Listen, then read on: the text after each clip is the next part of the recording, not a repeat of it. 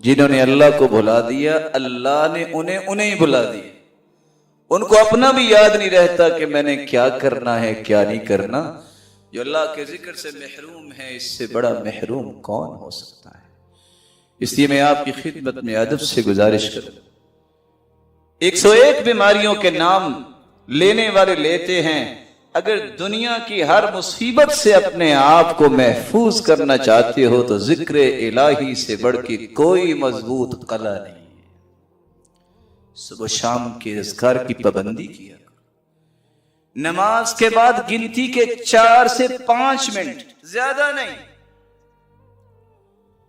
اللہ کا ذکر کرو. زیادہ سے زیادہ انسان کو یہ ہوتا ہے دکان میرے کسٹمر انتظار کر رہے ہوں گے. دینا پھر بھی کس نے ہے. دینے والے کو چھوڑ کے چلے جاؤ, جو لینے والے ان کے پاس چلے جاؤ, کیا ملے گا.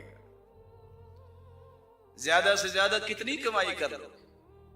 حدیث کہتی ہے صحابہ نے کہا اللہ کے رسول سبق المفردون, سبقت لے گئے جن کے پاس مال تھا وہ حج عمرہ جہاد صدقہ کرتے. ہمارے پاس اتنے مال ہی نہیں ہے.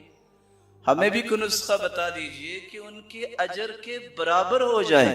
یہ نہیں نسخہ مانگا کہ کوئی نسخہ لائن بتا دے کہ اتنا مال مل جائے. کیا کمال کی سوچ تھی ان کی.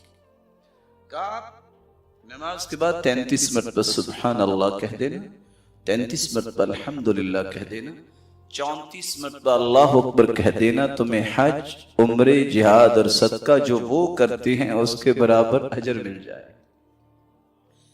دیانتداری سے بتائیے اگر آپ سارے دن میں 5 نمازیں ہیں, اگر آپ یہ 20 منٹ سے 25 منٹ بیٹھ جائیں تو کتنی مرتبہ حج عمرے اور صدقے اور جہاد کا ثواب مل جائے. اگر آپ چھوڑ کے چلے جائیں تو آپ کتنا کو صدقہ کریں گے اور کتنی مرتبہ حج کے پیسے جمع کر لیں گے. اجر کی نیت رکھنے سے اللہ کبھی کسی کو محروم نہیں کرتا.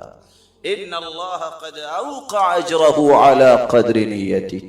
اللہ عز و جلال تو نیت کرتے ہی اجر کو جاری کر دیتے ہیں. جب انسان عمل کرتا ہے پھر تو بڑھوتی اور اضافے ہوتے ہیں. اللہ تعالی ہمیں یقین نصیب